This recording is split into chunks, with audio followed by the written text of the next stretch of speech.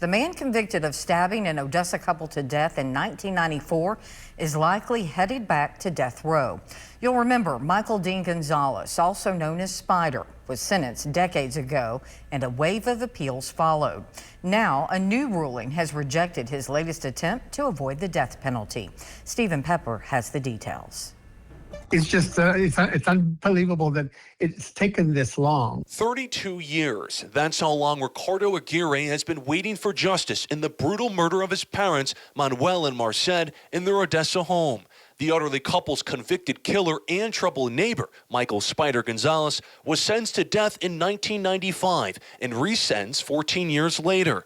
But in a shocking twist, just days before his scheduled end in 2022, Gonzales' attorneys, for the first time, claimed unlawful punishment due to his intellectual disability. To me, it seemed that they shifted on that my parents were the victims in being killed, and he was the victim now. Good morning, everyone. Thanks for being here. However, the 52-year-old is now likely heading back to death row. On Thursday, the Texas Court of Criminal Appeals lifted his stay of execution order, writing that the then presiding Ector County judge used the wrong standard of review when concluding in 2024 that Gonzales was intellectually disabled. The court went on to declare itself unconvinced that Gonzales would be able to show clear and convincing evidence proving his disability. I started to call our family members or text the ones, and I knew they were at work and I couldn't call them.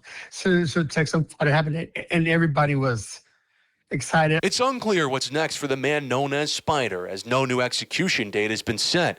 But although scarred from the exhausting number of trials and appeals, Aguirre says the ruling inches his family to closure, with Gonzales paying the price with his life. I'm hoping that there's no obstacles to it now. I think our family deserves to have some justice and some peace of mind after that. Whatever's in store for Gonzales, Aguirre says he'll continue waiting to show him a picture of his parents one final time.